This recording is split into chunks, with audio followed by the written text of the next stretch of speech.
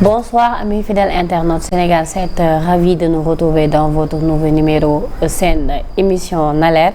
Donc comme ni ñu koy faral di defee saa su nekk tous les lundis à partir de 20h tey nag am nañu un réel plaisir dalal fi koo xamante ni duñ ko présenter ci les Sénégalais mais aussi le monde entier muy maître Djiby Diallo di avocat à la cour et je crois que yéen ñëpp gis ngeen taxawaayam yi nga xam ne am na ko ci pas mal de dossiers judiciaires yi nga xamante ne jot nañ fi jaar waaye aussi ay figures politiques yu mag a mag yoo xam ne daan na leen défendre bu baax a baax mais aussi di joxe xalaatam ak gis-gisam ci li nga xamante ne moom mooy justice bi ni muy doxee par rapport ak li nga xam ne moom mooy tolluwaayu réew mi donc dama koy nuyu bàyyi ko mu nuyoog internet yi su ko defee ñu dugg ci waxtaan bi bu baax a baax je crois que évolution actualité bi dinañ ci ñëwaale en même temps ñu ngi lay nuyu maître. maa ngi lay fay di kontaan ci invitation bi di nuyu sa internautes yi.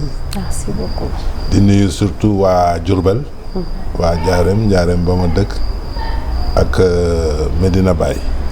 di teg nuyu bi nag ci sama loxo sëriñ Cheikh Abdou Malick Niass. pour mu jàllale ko ci ñëpp jàllale ko ci xalif bi ak ci ñëpp ak ci imam Cissé. macha allah ñu ngi koy ziar bu baax a baax muy xalif général des Niassène waaye laataa ñuy tàmbali rek dama bëgg ñu def une séance de prière pour ñaanal ki nga xamante ne moom mooy suñu doyen di suñu DURPIP bu Sénégal 7 mu daal di génn àdduna ni ki bërki démb mu nekkoon ku baax un doyen boo xam ne dafa accompagner képp koo xam ne jaar nga Sénégal 7 apporté na la un surplus par rapport ak si liggéey bi waaye taxawaayam ci média espace médiatique bi donc ñu koy ñaanal yàlla yërëm ko yeesal yërmande ci kawam bàyyi barke bi si ñun mu nekkoon koo xam ni quand même duñu ko présenté ci sénégalais yi wala askan wi ndax taxawaayam ci Sénégal 7 waaye aussi rawatina ci espace médiatique bi donc ñu ngi koy jaale képp kuy mbokkam muy famille Sénégal 7 waaye képp ku nekk ci monde presse bi ñu ngi la koy jaale bu baax a baax. waaw di leen ko jaale aussi di ko ñaanal yàlla xare ko àjjana. allahumma amiin ci barke Maulana Cheikh Ibrahima Niass. allahumma amiin merci beaucoup alors doyen dañuy dem très rapidement ci dans le vif du sujet ndaxte ni ki sànq am na une information phare boo xam ne wadd na ci ki nga xam ne moom moo nekkoon l'ancien président de la République du Sénégal muy monsieur Macky Sall ci coowal compte bancaire yi nga xam ne amoon na ay documents yu doon circuler ci réseaux sociaux yi moom avocat mu annoncé ni dafay déposer plainte contre X parce que jàpp na ni loolu diffamation la te wax dëgg yàlla nit ki lépp loo xam ne yaa ngi koy wax war nga ko teg ci fu leer alors d'abord la question bi fi muy jëm mooy d'abord ci fond bi ak forme bi est-ce que ku mel ni président Macky Sall ak dayoom ni mu tollu tey ñu dégg ñu ne porté na plainte contre X loolu naka nga ko jàngatee. je pense que dafa bëgg a setal dërëm je crois que li ñu war a bàyyi aussi mooy di jéem a vilipender nit surtout ci affaire compte bancaire xam nga compte bancaire déjà ça relève du secret bancaire donc kenn warul mun a yore extrait wu compte bancaire wu jàmbur ça c'est un fait donc bu ñu génnee extrait compte bancaire wu ex-président de la République du Sénégal wax ne dafa am xaalis je pense que loolu aussi dafay mel ni dañu bëgg a tilimal dërëm donc bu porter plainte xëy na dafa bëgg a setal dërëm rek loolu la dafa bëgg a setal dërëm surtout que moom coow bi ko topp bëri na de ah ñu ngi koy menacé fu nekk ne ba. kenn moo koy menacé. xanaa ñi fi nekk. nee nañ bu ñëwee Sénégal dañ koy jàpp. ba gis naa ne sax ñëwul campagne ci élection législative yi. je pense que aussi réew mi dafa soxla dal. vous comprenez dafa soxla réconciliation. je pense que période yi ñu passé am na benn déchirure bu profonde bu fi am. et je crois que ñun ñëpp dañu war a liggéey n'est-ce pas pour recoller les morceaux ñu jublu ci liggéey bi parce que Sénégal dañoo soxla di liggéey surtout que ñun on est un pays sous-développé dañoo war a liggéey 10 fois plus que les autres vous comprenez. Donc vraiment man damay ñaan nit ñi bàyyi bruit bi bàyyi coow bi bàyyi yàqante der bi je pense que loolu amul benn njëriñ ci réew boo xam ne da nga bëgg a avancer. d'accord xam nga tey aussi gis nañu dëkk yu bari développé nañ ñu ngi liggéey terewul ñu ngi juger ay nit suñ leen waree juger ñu ngi convoquer ay nit suñ leen waree convoquer et pourquoi lan moo tax Sénégal suñu yëkkatee dossier mu am corrélation boobu lan moo tax. je pense alors que tey war nañ mën a liggéey ñii liggéey di liggéey justice bi di def liggéeyam à côté. je pense que ni ñuy yëkkatee dossier la vous comprenez. mun nañ def dara mais defin bi te loolu c'est depuis toujours je pense que nit koo mën di nekk boo xasee falu ñi fi nekk ñi fi paase ak ñeneen da ngay xam ne yow nekkoo fi pour benn famille nekkoo fi pour benn pàcc sénégalais da nga fay nekk pour tous les sénégalais. vous comprenez.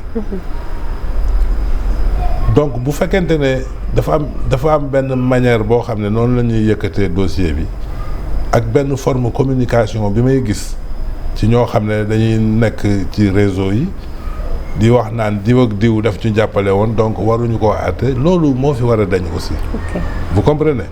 ku ñu war a juger ku tooñ dañ laa war a juger vous comprenez ak foo mën di bokk ku tooñul ñu may la jàmm ak foo mën di bokk.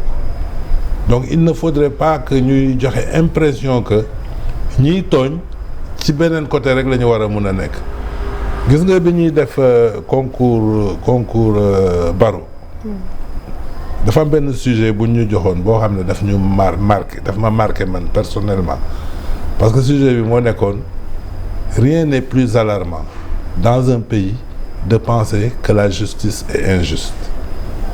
c'est-à-dire que réew boo demee ba nit ñi xalaat ne justice dafa injuste loolu c'est la catastrophe et je pense que loolu li ñu ko yóbbee homme politique yi ñoo ñu ko yóbbee et bu may wax homme politique yi ñi fi nekkoon nag ñi fi nekk ak ñeneen il faut pas que bu fekkente ne yow da nga nekk de l'autre côté c'est-à-dire nga nekk opposition chaque fois bu ñu dalee sa kaw nga ne lii injustice la comprendre nga. faut pas aussi que boo nekkee ci pouvoir n'est-ce pas ngay sélectionner n'est-ce pas ñi nga xam ne dañ leen war a topp parce que xam nga procureur mooy toppaate te procureur n'est-ce pas moom dafa dépendre ci ministre de la justice nekk ci gouvernement. vous comprenez donc il faut que toujours. parce que bu may wax justice mooy méthode de fonctionnement bi muy rassurer justice di rassurer ñuy bañ a joxe impression que ni justice bi n'est-ce pas dafay def lu ko neex parce que dafay jéem a satisfaire ay intérêt loolu bu ñu fa eggee rek réew mi dafay am problème. mais actuellement ban perception nga am ci justice bi. xam nga man depuis toujours. parce que am na ñoo xam ne bon ñeneen ñi nee nañ justice bi actuellement mi ngi jéem a jubbanti. ñeneen ñi non rupture amul ainsi de suite mais yow mi nga xam ne avocat nga chaque jour yaa ngi défendre ay nit yaa ngi ci barreau bi xam nga fonctionnement bi ban perception nga ci am. gis nga justice ni mu doon fonctionner démb. ak barke démb noonu lay fonctionner tey. xam nga lu tax. c'est quoi la différence alors. y a pas de différence man li ma doon défendre démb. moom lay défendre tey. ok pour man. Sénégal dañu am chance te chance boobu bëgguma surtout xale yi ñu yàq ko mooy que ñun dañu am chance am état buy fonctionner. ok su may wax état buy fonctionner dañu am justice bu taxaw boo xam ne ay borom xam-xam ñoo fa nekk. am force de défense et sécurité bu taxaw. boo xam ne ay borom xam-xam ñoo fa nekk. am ay députés yoo xam ne dañ leen voter yóbbu leen assemblée nationale comprendre nga. te loolu mooy état ñun suñu chance mooy état day fonctionner maintenant léegi nag boo demee ci justice di nga fa fekk peut-être ay nit ñoo xam ne bon du ñu def seen liggéey comme il faut mais loolu ay ñu lu tuuti la. maanaam benn petit groupe la quoi. petit groupe la c'est des exceptions. mais la règle mooy Sénégal justice dafay fonctionner. nu mu war a fonctionner depuis toujours parce que ñun dañ fay fekk ay mag. comprendre nga ñoo xam ne dañ ñu bàyyil benn héritage ay ñoom Kéba Mbaye Basile Senghor ak ñeneen ñooñu bàyyil héritage yow certainement suivre nga Kéba Mbaye son discours sur l'éthique. Effectivement. Et je crois que magistrat bu nekk ak avocat bu nekk éthique boobu Kéba Mbaye bàyyi fii ba pare def ci benn discours bu am solo. war nañ ci inspiré wu comprendre nga. dafa am benn procureur je crois que c'est Basile Senghor si je me souviens dafa ne woon justice dafa war a des toujours au-dessus de la mêlée. La justice ne doit pas être au milieu des huées. Comprendre nga. Malheureusement, il y a un moment où la justice qui était au-dessus de la mêlée, elle s'est retrouvée au milieu des huées. Pourquoi? C'est pas parce que la justice fonctionnait mal, c'est parce que hommes politiques yi ñoom ñooy def un discours négatif sur la justice. Sur la justice, ok ñoom maanaam su ma la déggee ñoom ñooy jox perception bu négative ci justice bi. ci justice. ok alors que justice day fonctionner normalement man défendre naa ay dossiers politiques moi j'ai coordonné j'ai été le coordonnateur du pool des avocats de Idrissa Seck. Effectivement. dossier boobu ban dossier moo ko gën a douloureux mais bi ñu demee justice ci coppaandal bi il a eu un non-lieu total. Il a eu un non-lieu total. Donc il faudrait que les hommes politiques ñu am confiance ci justice. D'accord. ñu wóolu justice. comprendre nga. bu fekkente ne am na ay magistrats yoo xam ne dañ leen di digal li ñuy def ñu bàyyi. D'accord. Alors maître ba tey ci kaawu dossier judiciaire yi parce que semaine bi je crois que dinañu dem ci benn semaine boo xam ne dina bëri ay cas yoo xamante ni dinañ am ay retombées wala boog rebondissement ci cadre justice bi parce que tey aussi ce matin gis nañu koo xam ne sous-officier la nekkoon escadron garde présidentielle muy monsieur Ibrahima Dramé ñun ñëpp gis nañu ne dañu ko radié woon. Donc mu bind plainte contre quelqu'un boo xam ne c'est un haut commandement de la gendarmerie nationale muy le général Moussa Fall. Madame. ñu xëy gis ne déjà ñoom ñaar ñëpp ci benn corps la ñu nekk. gis nga affaire gendarmerie ak affaire police. dañ ko génnee ci coow bi. ci coow ban. coow bi ñuy coow ci réseaux sociaux yi ci n'importe où sur les plateaux de télévision gis nga gendarmerie ñoom bu ñu amee problème seen biir am nañu ay voies yu ñu ko mën a régler seen biir vous comprenez parce qu'il y a une justice militaire effectivement vous comprenez hein loolu du loo xam ne dañ ko war a toog di ko wax pour la sécurité publique donc man en tant qu'un avocat assermenté dossier boobu man du ma ci yokk du ma ci wàññ comprendre nga je ne sais pas si les gens ils mesurent le degré de gravité n'est-ce pas de ce qu'ils sont en train de dire par rapport à ce dossier-là vous comprenez peut-être nit ñi dañu jàpp ne parce que am na ñu doon wax est-ce que moom dinañ ko porter plainte convoquer sax wala di ko porter plainte ba muy wuy ji xëy na peut-être ay question la yoo xam ne comme nit yaa ngi koy poser dafay laaj ñu leeral ci dama ne dossier yu gën a garaaw dossier boobu ak yeneen xew na fii te état géré na ko te problème amul ok mais dossier boo xam ne ça concerne la gendarmerie l'armée la police hein surtout les dossiers qui leur sont internes gars yi nañ ci def ndànk de bu baax a baax. pourquoi nga wax loolu non dama xam ne la sécurité de notre pays dépend beaucoup de l'armée de la gendarmerie et de la police il faudrait pas que les gens amènent ces grandes silencieuses n'est-ce pas à être obligés n'est-ce pas, à ne plus le devenir. xaw ma ndax dégg nga li ma wax. si je vous suis. bu ñu nee la grande silencieuse. mooy armée police gendarmerie. et même la justice les magistrats nañ leen génnee ci seen coow politique.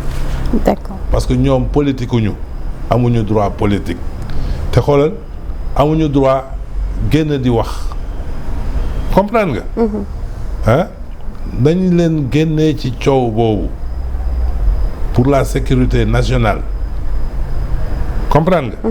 y a aucun homme d'État qui va souhaiter que ces problèmes-là soient des problèmes yoo xam ne comme niñ ciy waxee ni mu continuer amul. Vraiment. D'accord. Gendarmerie bu amee un problème en son sein. hein ñoom gendarme yi xam nañ nuñ koy gérer comprendre nga. D'accord.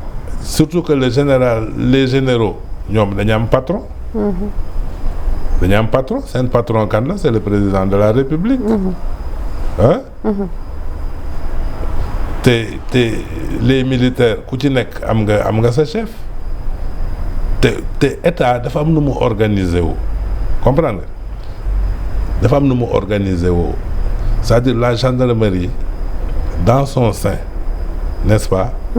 ñoom ils ont des institutions qui sont capables n'est-ce pas de régler leurs problèmes internes. leurs problèmes internes. Effectivement.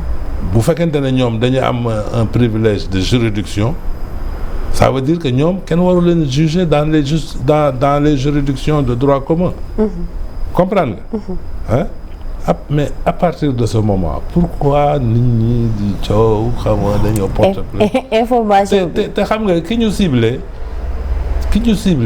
xam nga ça pose un peu problème parce que nit ñi dañ doon wax ne ci moment yu trouble yi moom moo doon assurer sécurité Sénégal bon par rapport à ça il a une certaine responsabilité loolu c'est pas bien baaxul booy gérer réew da ngay assurer sécurité nga protéger ñiy assurer sa sécurité comprendre ak nu mun di demee nag parce que instant bi nii xam nga état c'est la continuité. ñi fi nekk nii ils ont besoin des gendarmes et des autres pour assurer la sécurité nationale donc il faut qu'ils évitent qu'il y ait des bruits dans la gendarmerie dans l'armée ou dans la police. D'accord alors ba tey maître dama bëggoon ñu taxaw ci ba tey cadre dossier judiciaire yi parce que souvent yéen ay avocat ngeen peut-être yéen ay gën a maîtriser loolu da ngay gis dossier boo xam ne peut-être dafay ñetti nit dañ koy sekk su kenn interjeté appel peut-être nit yi duñu comprendre ba xam partie civile bi ñoom ñaar kese la wala dañuy reprendre dossier bi yëpp. Par exemple je peux prendre l'exemple de Ndeye Khady Ndiaye nga xam ne condamné woon nañu ko mu war a joxe dommage et intérêt 20 millions ci première instance bi mu interjeté appel est-ce que dans ce cas de figure là moom kese lay concerné ak plaignante bi wala dañuy reprendre dossier bi yëpp. bon procès civil moom dama lay wax dans le cadre général parce que dossier boobu bëgguma ci wax. parce que c'est un dossier qui est en cours. mais dans le cadre général procès pénal bu amee dafay am partie civile am prévenu wala accusé mu am procureur. ñett ñooy partie civile liñ ko may mu def appel mooy ci intérêt civil mooy maanaam li nga xam ne dañ ko koy condamné moom pour mu war ko fay bu ci d'accordul am na droit porter plainte mais dafa am beneen partie bu nekk foofu mooy maanaam y a le procureur et le prévenu bi am na droit def appel. ok par rapport ak condamnation bi ñu ko def c'est-à-dire peine bi. peine bi ñu ko def bu dee dañ ko condamné à une peine am na droit def appel et généralement bu defee appel rek parquet dafay def appel incident comprendre nga. procureur aussi am na droit bu fekkente ne ñaan na dara tribunal mayu ko moom aussi mu def appel principal. parce que dafa am appel principal ak appel incident appel principal ou prévenu dafay entraîner appel incident au parquet comprendre nga. mais parquet aussi am na droit def appel principal. d'accord. bu fekkente ne d'accordul ci peine ak condamnation bi ñu def prévenu bi. mais partie civile yoonam nekkul ci peine. comprendre nga. partie civile mooy ki nga xam ne dañ ko condamné pour mu fay. ok non waaw partie civile mooy ki nga xam ne moom dafa laaj ndàmpaay. ok ba ñu jox ko. léegi kooku noonu bu fekkente ne ndàmpaay bi mu laaj joxuñu ko moom mun na def appel mais appel am dafay yem rek ci ndàmpaay bi. d'accord maanaam ci dommage ak intérêt. ci dommage et intérêt lay yem. partie civile comprendre nga. mais affaire u peine prévenu moo am droit def appel bu fekkente ne d'accordul ci peine buñ ko teg ak procureur aussi bu fekkente ne d'accordul ci peine bi nga xam ne tribunal prononcé na ko wala bu tribunal relaxé. d'accord kon dans ce cas jarul du ñuy reprendre procès bi yëpp. cour d'appel dañ koy reprendre bu fekkente ne prévenu dafa def appel ci décision bi. prévenu bu defee appel ci décision bi procureur général enrôlé ko devant la cour d'appel. dañuy reprendre procès bi. procès bi yëpp. waaw prévenu bi. xam naa loo ma bëgg a laaj. non c'est juste que pour comprendre en fait. parce que dañ ko war a reprendre parce que benn décision bu ñu rendre. ñu rendre décision mu condamné nit kooku def appel décision bi en toutes ses dispositions. appel nag mun nga def appel en toutes les dispositions comme mun nga def un appel cantonné comprendre nga. appel cantonné da nga koy déclarer par exemple man bu ma ñëwee gis décision boo xam ne ça concerne mon client et que am na ay dispositions yoo xam ne d'accorduma ci am na yeneen yoo xam ne d'accord naa ci damay def appel cantonné ci dispositions yi nga xam ne d'accorduma ci comprendre nga. comme mun naa def appel contre toutes les dispositions du jugement su ma defee appel contre toutes les dispositions du jugement appel boobu bu demee cour d'appel dañ koy attewaat. d'accord intégralement. waaw xam nga yoon dafa xaw a sew parce que peut-être comme ni ma koy faral di waxee des fois man ñun duñu ay juriste mais quand même dinañ lire texte yi mais interprétation yi tellement que dafay différent les uns des autres. fii moom amul interprétation fii li ma lay wax mooy appel partie yi nga xam ne ñu ngi woon ci procès bi ñoo am droit def appel bu fekkente ne décision bi arrangé wu leen. ok comprendre nga. bu fekkente ne dañu la déclarer coupable te yow yaakaar nga ne yow tu n'es pas coupable mun nga def appel en toutes les dispositions du jugement. ok boo defee appel nag en toutes les dispositions du jugement bi dañ koy déférer devant la cour d'appel. te cour d'appel bu boobaa dafay statuer sur toutes les dispositions du jugement. comprendre nga. mun nga def un appel cantonné par exemple nga ne je fais appel en ce que le jugement a condamné telle personne et telle personne nga yem foofu comprendre nga bu boobaa yow sa appel rek la ñuy juger fi nga ko cantonné lañ koy yemale. d'accord. voilà je crois que loolu leer na yéen aussi ñi seetaan. parce que dafay baax comme na leer la ñu wax. dañu bëgg affaire yi muy leer bu baax a baax alors am na ci loo xam ne bëgg naa aussi nga apporter ci ay éclaircissement sur l'affaire de Jérôme Bandiaky ndaxte liñ ciy dégg ci version bari na dossier bi mis en cours xëy na peut-être mun ñu xuus ci biir mais quand même bëgg nañu nga andi ay leeral par rapport à sa situation. mais Jérôme il est man xam nga Jérôme defoon naa benn conférence de presse. waxoon naa ne conférence de presse boobu li ko motivé woon. mooy bruit bi doon courir autour de lui pour expliquer nit ñi que ni dossier bi ma yor parce que nit ñi dañ doon dawal que ni Jérôme Bandiaky moo rey ñaari gendarme ou ñaari militaire je ne sais pas je connais pas leur fonction mais dossier bi ma yor loolu nekku ci. maanaam yow dossier bi ngay gérer ak moom. man waaw dossier bi may gérer. loolu nekku ci. ok affaire assassinat ay yooyu nekku ci. comprendre comprendre nga. Donc Jérôme Bandiaky il est poursuivi pour usurpation de fonction. Parce qu'il a un passeport sur lequel l'État du Sénégal a mis qu'il était agent administratif. Obtention d'avantages indus parce qu'il occupe un logement qui lui a été donné par l'État du Sénégal. Détention d'une arme sans autorisation. Ok. Et trouble à l'ordre public. Loolu moo nekk ci dossier bi.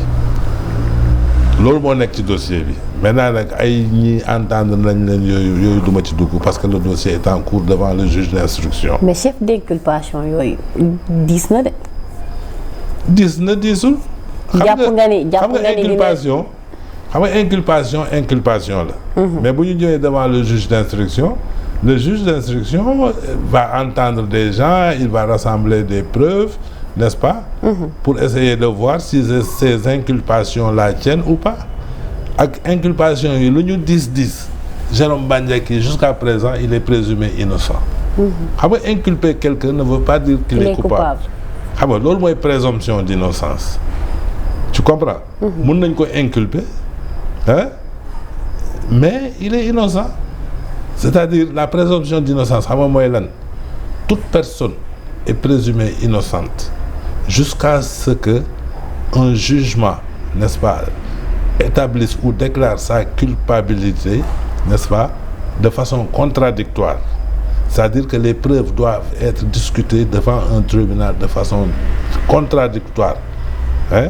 Et que ce tribunal-là prononce sa condamnation. Kon arrestation bi ba ci niñ ko mandat de dépôt ça n'a rien à voir ak yenn information yi nga xam ne mu ngi circulé ci biti. Yan information?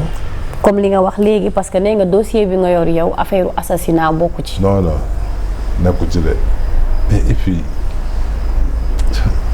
non nekku ci. D'accord. Non nekku ci xam nga nekku ci tu vois. nekku ci. Parce que xam nga gis nga compréhension ak perception. Niveau la. Ok. Am na looy wax rek nit ñi dañ koy capter interpréter ko nu mu warul. noo xam ne warul. wala ñu comprendre ko noo xam ne du noonu. comprendre nga li ma wax. mooy bu fekkente ne yow da nga nekk borom xam-xam wala nga am un niveau de responsabilité. moo tax da ngay war a toujours ngay mesurer say propos tu comprends. Parce que li ngay wax ñu bëri mun nañ ko bañ a comprendre surtout ci ay affaires yu sensibles comme dossier bi. comprendre nga. Surtout que ñun dañ ñu tënk am na yoo xam ne mun nañ ko am na yoo xam ne mun nañ ko enquête bi moom moo tax. mais li ma lay wax daal mooy Jérôme Bandiaky kenn poursuivre ko pour assassinat jusqu'au moment où je te parle. loolu nekkul ci dossier bi. D'accord. loolu nekkul ci dossier bi. Ok je crois que kon ñoo ko déggandoo parce que avocat wam moo ngi nii toog xëy na loolu aussi dafa doon baax ñu ñëwaat ci bu baax a baax parce que nag version yi ñu ciy dégg dafa bari te xam nga tungu ne moom du teew. yan version man xam nga man yooyu du ma ko dégg. xam nga am na wax yoo xam ne peut-être ci réseaux sociaux doo ci sori. lan la ñuy wax doo ci wax. Parce que c'est des informations yoo xam ne peut-être man boobu personnellement. Si c'est pas palpable du ma ci prononcé wu. Mais quand même yow yaay avocat wam dañ lay poser question nga laaj la li nga ñu ci wax nii xëy na peut-être keneen mun ñu ko ci wax vu que ni yow yaay avocat am yow yaa yor dossier bi xam nga li nekk ci dossier bi. la nekk ci dossier bi du ma ko wax. D'accord. Mais la nekkul ci dossier bi sañ naa ko wax. Ok. affaire assassinat nekkul ci dossier bi. Ok loolu ñun ñëpp dégg nañu. loolu moom c'est clair. Net et précis. D'accord. Maintenant nag man lu ma jaaxal mooy am na lu ma jaaxal parce que parfois. xam nga dossier bi police jot na entendre ay nit man damay dégg loolu moom lu wér la. Mais damay gis ay nit ci réseaux sociaux yi di wax la nekk ci PV yi. li nekk ci PV yi. Te man mi sax xaw ma la ca nekk pourquoi parce que dossier ba bu nekkee police man du ma fa teew. Ah bon? Comprendre nga dossier bu ñu ko envoyé wul ci juge d'instruction bi ba ma lire ko. ah du ma xam lu nekk ci dossier bi mais balaa dossier bi di egg ci juge d'instruction bi dafa am ñoo xam ne dañuy xam li nekk ci PV bi loolu aussi dañ ci war a wax. lan nga jàpp ni moom mooy indi loolu. ah mais dafay am ay fuite yoo xam ne c'est pas justifié xam nga yow yaa ngi may laaj yoo xam ne maa ngi la koy bañ a wax du dëgg et pourtant je suis un avocat. Et je défends une personne. Pourquoi ay PV di am fuite pourquoi te loolu c'est pas normal du yoon après nit ñi nekk ci réseau yi di wax di yokk ci yoo xam ne amul. mais est-ce que PV aussi dafa fuité. mais day fuité forcément parce que PV yi normalement man maa ko war a xam juge d'instruction bi. ak police ak police. yéen journaliste waru ko xam. n'est-ce pas citoyen ordinaire waru ko xam loolu mooy yoon. mais yow da nga gis ne da nga gis PV boo xamante ni. mais am na ay audition yoo xam ne bu amee. man damay gis ci réseau yi que ni dañuy wax ne telle audition am na. ok. tu comprends du ma la wax la nekk ci audition yi mais audition bi am na bi moom dëgg lay nekk. ah maanaam dañuy xam ne diw mi auditionné nañ ko. waaw sur l'affaire. waaw te loolu warul feeñ. warul feeñ te parfois dañuy wax loo xam ne waa ji wax na ko dafay fekk dafay nekk ci PV bi. day nekk ci PV bi pour ça veut dire que PV yi dañuy fuiter te du loolu du yoon. parce que sur l'affaire Madiambal Diagne dégg nañ ko mu ne j'espère que PV yi du génn. ah kon looloo indil woon loolu. PV yi dañuy fuiter ça loolu yàgg na fi am. te du yoon loolu dañ cee war a jóg. mais souvent yooyu su amee niveau de responsabilité bi fan lañ koy situer. ah niveau de responsabilité xanaa ña yor PV bi ñoo koy fuiteloo. parce que PV bi enquêteurs yi. parce que PV boo xam ne un officier de police judiciaire def na ko. waaw bu paree daf ko war a yónnee procureur. waaw bu ko yónnee procureur yóbbu ko ci juge bi loolu mooy circuit bi. loolu mooy circuit bi léegi ci diggante bi fu muy fuitee kay mooy wax. fu muy fuitee mooy ci diggante police ak ci juge bi. balaa muy egg ci juge bi kan moo koy fuiteloo xaw ma je sais pas. ah loolu doy na waar. ah trop te dafay indi ay commentaires yoo xam ne dafay créer une réalité dans la conscience collective comprendre nga. dafay créer une perception de réalité dans la conscience collective. de sorte que suba bu fekkente ne li peuple bi ou la conscience collective li ñu jàpp amul ñu àttee ko neneen comprendre nga. dañuy yaakaar ne y a eu une injustice fekk y a pas d'injustice. Il y a des gens qui sont capables de créer une perception générale. Il y a un auteur qui disait que l'idéologie c'est une illusion collective. comprendre nga li ma la wax. c'est-à-dire nga gëmloo la majorité des Sénégalais benn mirage boo xam ne amul ñoom gëm nañ ko ba pare comprendre nga. même su fekkee décision de justice bi leneen la joxe. mais bu dee décision de justice bi leneen la joxe ñoom gëm nañ li ñuy gëm ba pare dañuy mooy li ma la doon wax sànq rien n'est plus alarmant pour le peuple de penser que la justice est injuste comprendre nga. xam nga loolu perception boobu bu amee rek. xam nga. justice bi décision bu mu mën a rendre dañuy wax ne c'est injuste parce que ñoom la leen lañ jàppoon fekk souvent ça ne se passe pas comme ça comprendre nga. souvent ça ne se passe pas comme ça ñun dans notre expérience parfois dañuy recevoir ay clients ay suñu ay mbokku clients. ñu expliquer ñu les faits pour lesquels leur parent a été arrêté. mais nañ koy waxee boo demee ci PV bi doo ko fa fekkee noonu lañ lay nettali ci sa cabinet. du bokk ak li nekk ci PV bi comprendre nga. te muy procureur muy juge moom PV bi moo ko tënk comprendre nga. comprendre nga te PV bi. nit ñi ciy wax généralement du ñu xam la ca nekk donc bu fekkente ne yow nag da nga sukkandiku ci loolu créer une perception globale à travers le peuple sénégalais peuple bi dafay jàpp ne justice nii rek la war a àtte comprendre nga. fekk ñoom li ñu xalaat baaxul. fekk ñoom li ñuy xalaat dul mooy li baax. li ñu xalaat du mooy li nekk ci PV bi mais ils se sont fait une religion par rapport à la décision qui devra être rendue de sorte que juge bi décision bu mu mën di rendre ñoom dañuy wax ne décision bi c'est pas normal. Pourquoi? Parce que dañoo juum, parce que dañoo gëm loo xam ne peut-être ce n'est pas la réalité. D'accord, donc mu mel ni kon su ma la déggee loolu aussi bokk na ci loo xam ne peut-être c'est à corriger mooy PV yi nga xam ne dafay fuiter tout le temps. Waaw. D'accord, alors dañuy dem ci presque jeexitalu émission bi xam naa ni li ñu desee bareetul muy séance plénière bi nga xam ne député yi war nañu fa dem suba. pour mën a ñëw ci loi des finances rectificatif bu 2024 bi. ki nga xam ne moom mooy le ministre du budget et des finances war ko défendre. mais tey pare nañ ci li nga xam ne moom moo nekkoon marathon budgétaire bi presque une semaine ñu ngi ci woon.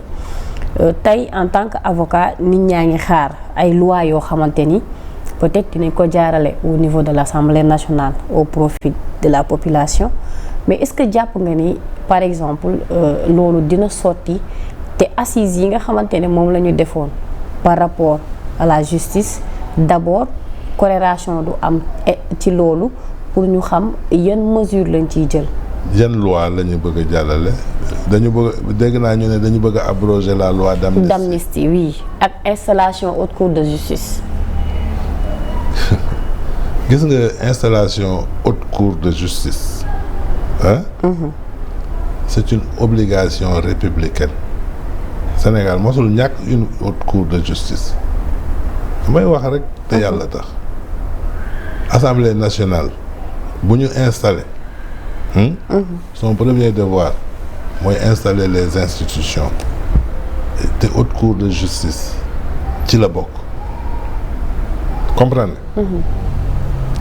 par rapport à la loi d'amnistie man loi d'amnistie man mosuma ci d'accord. yow mi man loi d'amnistie. ba ñu koy voté d'accorduma ci comprendre. mais biñ ko voté ba pare gis naa avantage yi mu am ci réew mi ba fexe na ñu libérer des milliers et des milliers de personnes loolu baax na wala baaxul.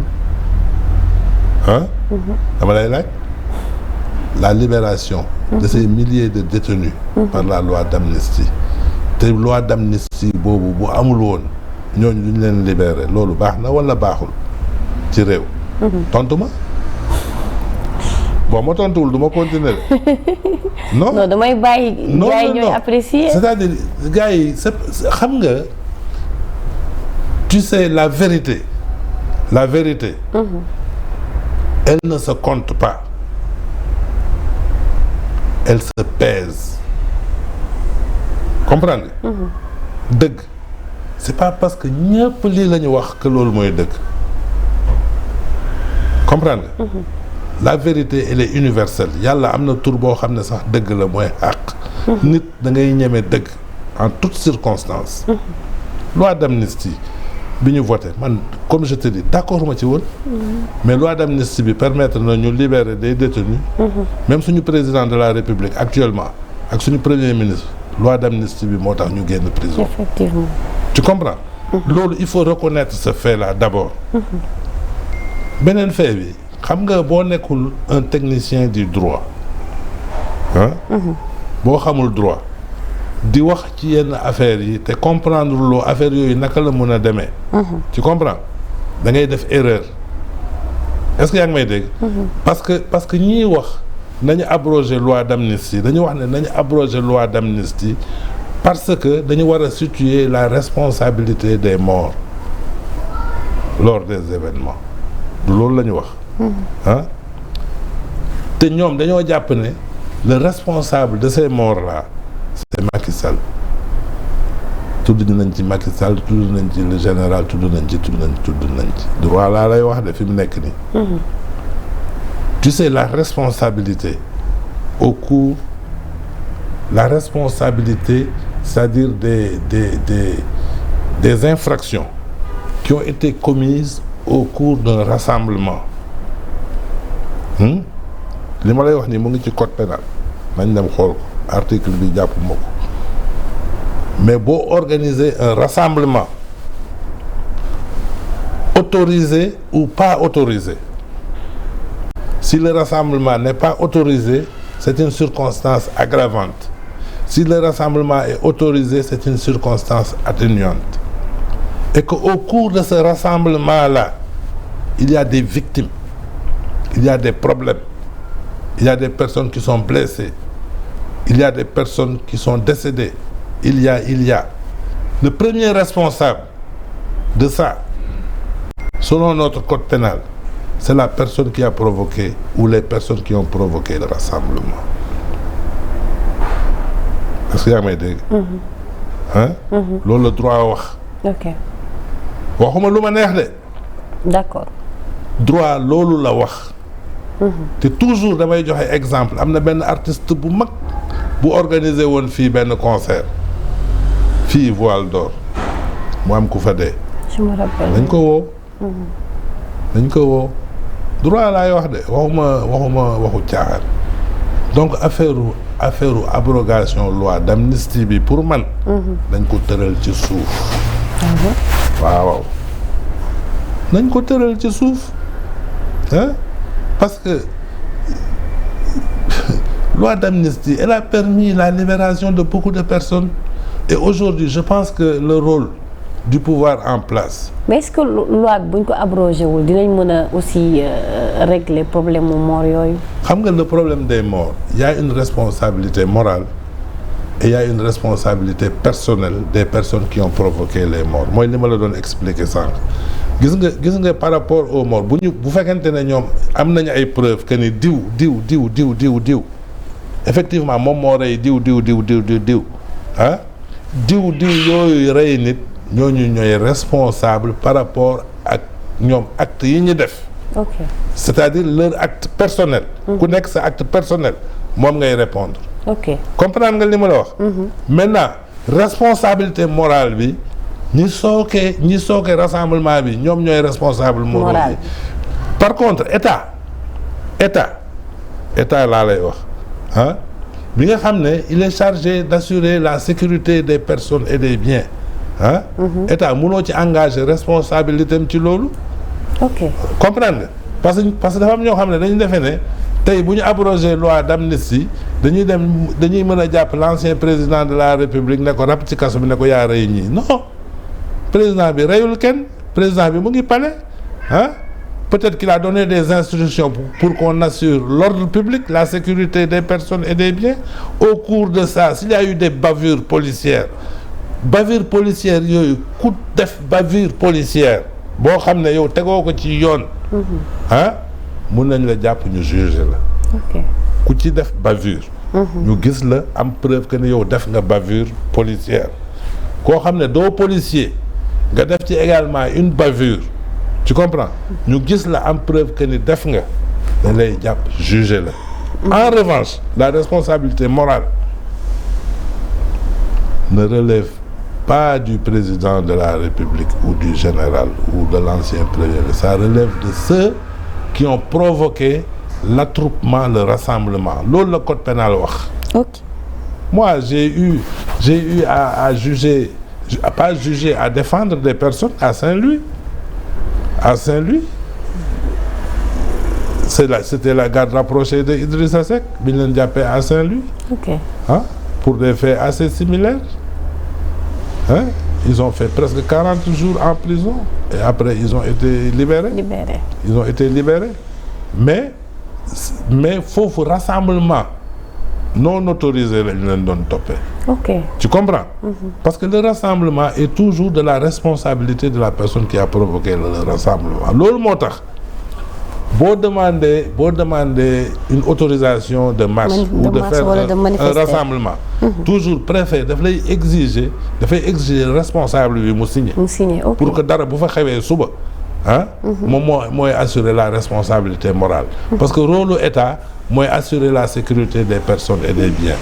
Et si au cours de ce rassemblement yi am na ay nit yoo xam ne dañ doon sànni ay xeer di def nii di def naka su dul noonu nan la police di def.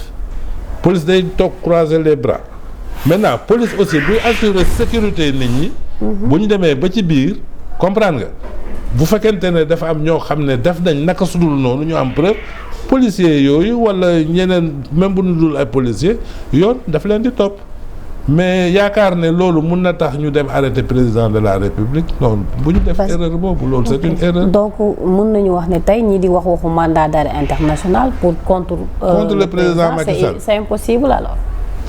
gis nga ñun Sénégal dañoo war a raxas suñu xol yi quoi tey ñun suñu ancien président ak ñun lu ñu ko mën a reprocher fii sur le plan interne. Sur le plan international ñëpp a ngi koy wër di ko jox ay responsabilités yu mag sur le plan international mais on n'a qu'à en profiter comprendre nga gis nga li Idrissa Seck waxoon Idrissa Seck bi ñu ko laaj dafa ne Macky Sall génnin bi rafet na rafetaay boo xam ne même si après am na ay problèmes parce que quand il a voulu sur quoi j'étais pas d'accord, je l'avais dit à l'époque, quand il a voulu proroger son mandat de quelques mois, n'est-ce pas, et que l'Assemblée nationale l'a suivi, sur quoi moi j'étais pas... report élection. Report élection, et moi j'étais pas d'accord sur ça. Je l'ai dit partout où j'ai été invité. Tu comprends? T'es Assemblée nationale aussi, bi mu jëlee loi am boobu, j'étais pas d'accord sur ça. Heureusement que la justice, le Conseil constitutionnel nous a sorti de ce gouffre. Tu comprends? Moo tax bu ñuy wax justice dañu xam ne justice bi Sénégal demee bay war a suux justice moo ñu génnee moo taxawaay bu dëgg ci trou bi. Donc pour revenir à ce que j'étais en train de dire.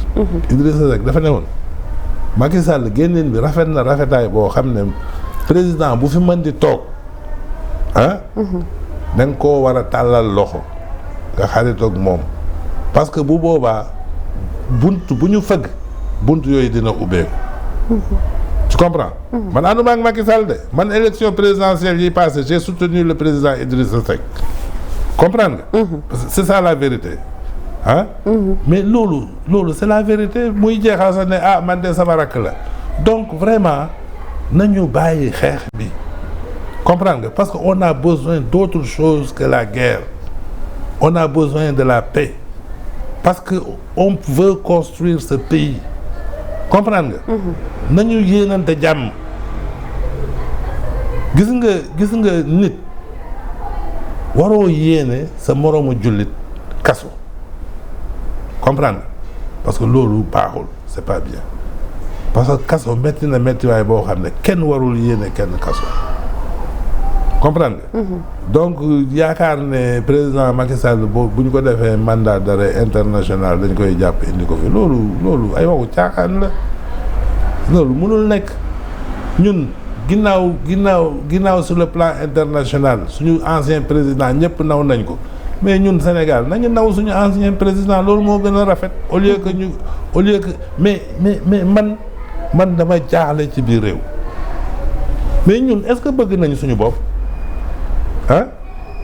ñun bu ñu bëggoon suñu bopp dafa am ay xeex yoo xam ne dañ ko war a xeex suñu biir te kenn duñu ko xamal comprendre nga mais jël suñu ay problèmes yëpp di ko porter sur le plan international loo wax ñu ne international plainte fii xawma lan suñu président bu taayale te loolu man dama koy ñaawlu te loolu ku ko defoon sax ñi fi nekk ma ñaawlu ko suñu président génn dem à l'extérieur ay sénégalais taxaw di ko toroxal loolu daf fi war a deñ comprendre nga bu ñuy xeex nañ xeex doo mos a gis le président des États-Unis génn dem fenn je me rappelle Barack Obama bi muy nekk candidat président Amérique mu dem France ñu koy poser ay questions yoo xam ne c'était de nature à ce que mu wax loo xam ne dafa négatif sur son adversaire xam nga lan la wax dafa ne ñun ci suñu tradition tàmmuñu di critiquer suñu président à l'extérieur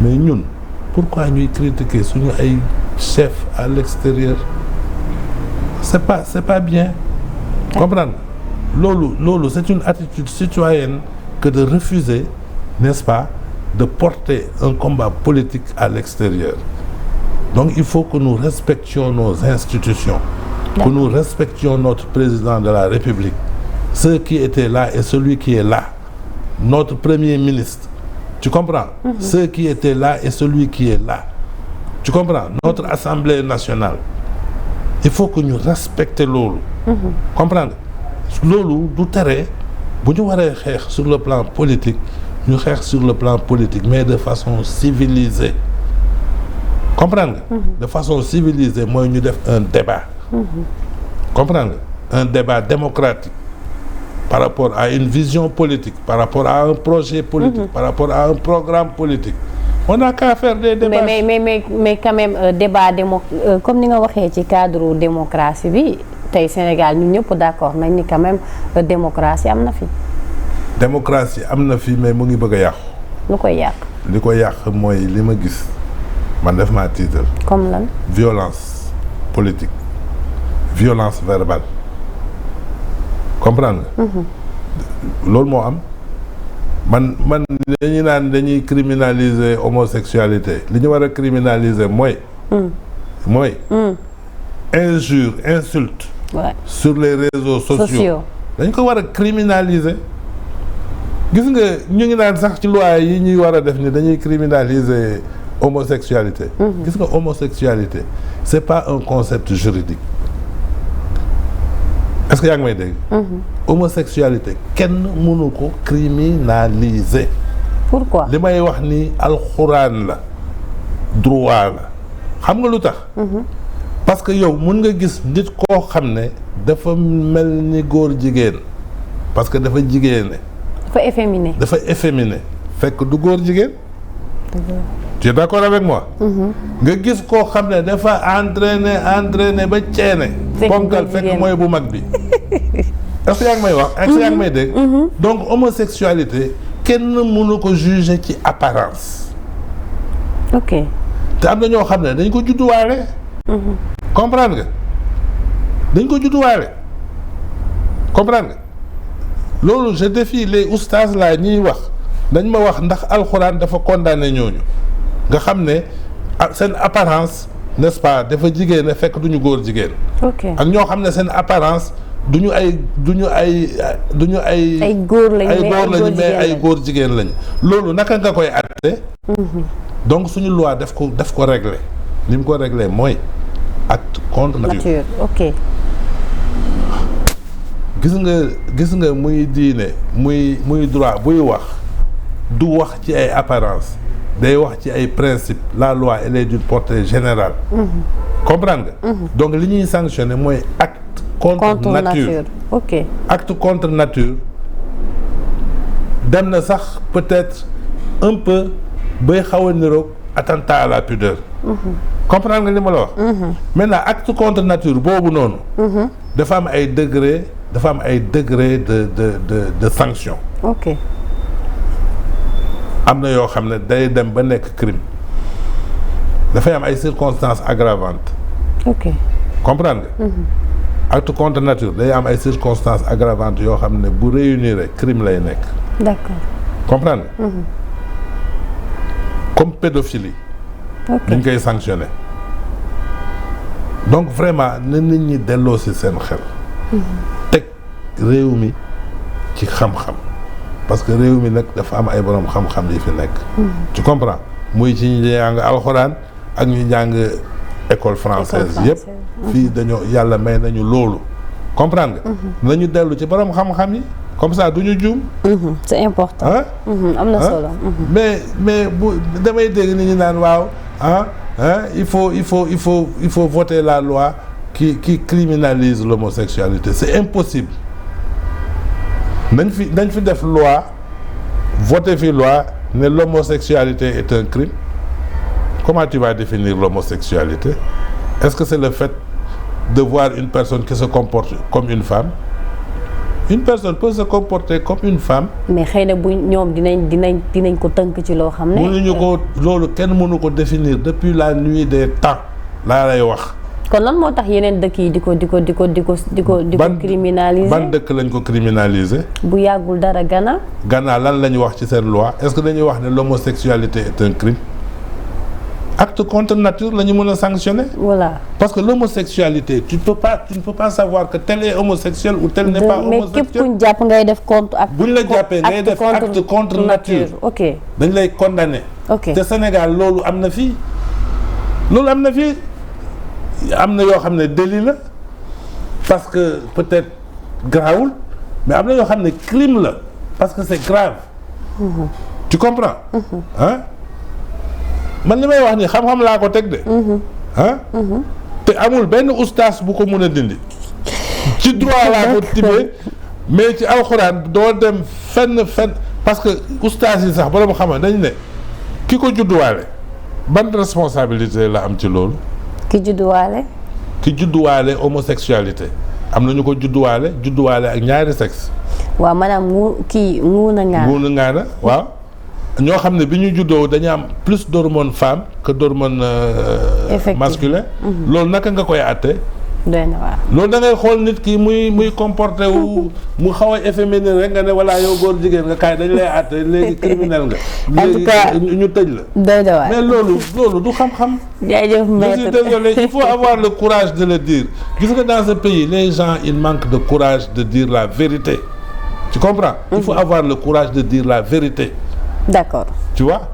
voilà. jaajëf maître en tout cas amoon nañu un réel plaisir dalal la di la jaajëfal bu baax a baax di la joxaat sa wàccuwaay ma bàyyi la nga tàggatoo ak internautes yi ba prochaine fois incha allah. waaw maa ngi tàggatoo ak say internautes j'espère que nekkuñu foofu di ma saaga rek. non non xam nga léegi man ñemeetuma sax toog ci plateau yi. non parce que boo waxee dëgg. dañuy defee ne yow da ngay jël position par rapport ak lii ak lee. mais seule la vérité est révolutionnaire. dëgg la comprendre nga. vérité boo koy wax d'ici 10 ans buñ la woowaatee. li nga doon wax rek ngay wax moom ngay répété waat. comprendre nga. man li may wax nii. moom laa doon wax démb ak barke démb. suba moom laay wax donc li may tàggatoo mooy dëkk bi nañu delloo ci xel yi. comprendre nga nañu delloo ci xel yi rafetal xol yi xam nga defaraat yéene yi. comprendre nga parce que dëkk bi soxla na dal comprendre nga. soxla na dal man dama gisoon d'habitude pouvoir buy doog a ñëw comprendre nga da ngay dalal xel yi dalal nit ñi c'est-à-dire nga def loi d'amnistie bii ñu voté moi je pense que pouvoir bi fi nekk sax la ñu waroon bàyyi mu voté ko ñu ñëw voté une loi d'amnistie pouvoir bii nii. ñoom ñoo ko waroon def pour man. comprendre nga vraiment ñu baalante ak daal. comprendre nga. parce que bu dul loolu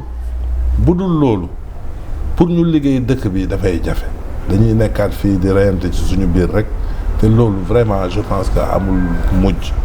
amul njëriñ nañu reyante ci discussion. ci échanger xam-xam comprendre nga bàyyi parce que populisme nag mu ngi commencer di gagner suñu réew mi.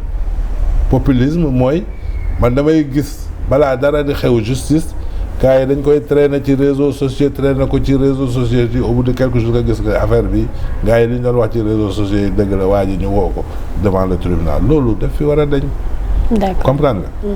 donc vraiment di la jaajëfal di ñaanal Sénégal yëpp di leen souhaiter une bonne fête de Noël.